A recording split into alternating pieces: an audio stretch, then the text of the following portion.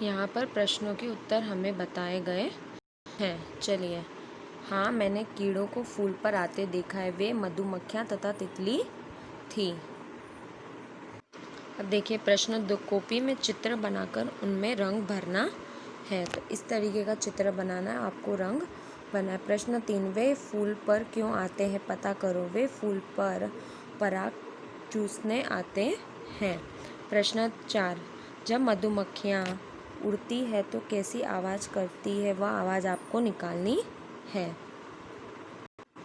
मधुमक्खियाँ इस तरीके की वे भन बनाती है, भन भन भन भन, ठीक है।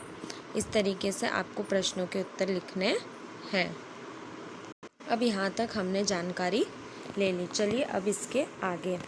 सितंबर का महीना था, दिसंबर तक मेरे पास इतनी मधुमक्खियाँ हो गई थी, बक्से कम पड़ने लगे। मैंने 2 बक्से और खरीदे। मुझे मधुमक्खियों के बारे में ज़्यादा अनुभव नहीं था।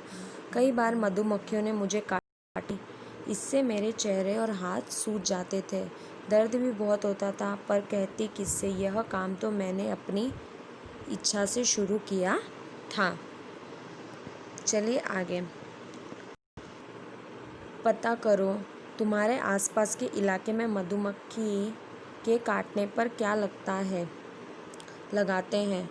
मधुमक्खी का चित्र कॉपी में बनाओ, उसमें रंग भरो तथा अपने मनपसंद कोई नाम लिखो, ठीक है। चलिए उत्तर। मधुमक्खी के काटने पर प्रायः काटे हुए जगह पर खाने वाले सोडे को रगड़ते हैं, जिससे दर्द से आराम मिलता है। अब आगे। मधुमक्खी का चित्र कॉपी में बनाओ, उसमें रंग भरो, अपना मनपसंद कोई नाम रखो। इस तरीके से आपको लिखना है, ठीक है। ये चित्र आपको बनाना है और अपना मनपसंद आप कोई भी नाम दे सकते हो। आगे।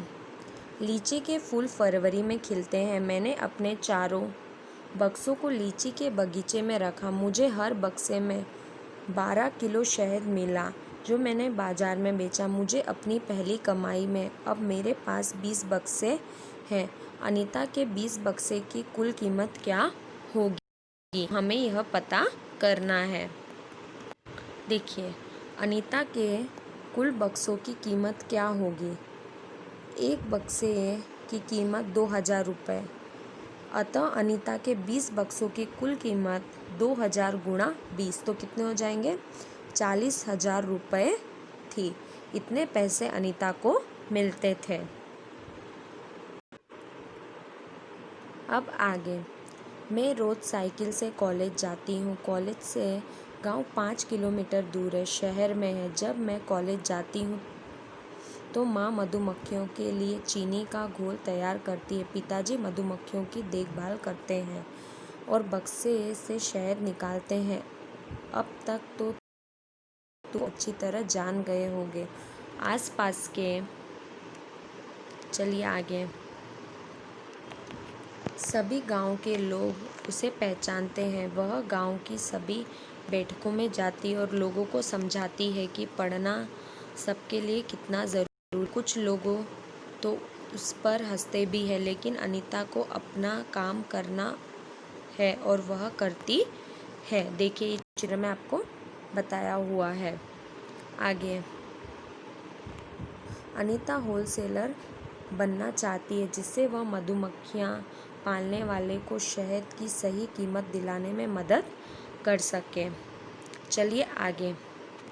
पता करो, अनीता और गांव वालों को 1 किलो शहद के बदले 35 रुपये मिलते। तुम्हारे यहाँ 1 किलो शहद कितने रुपए का मिलता है। आगे का प्रश्न, तुमने किस किस रंग का शहद देखा है।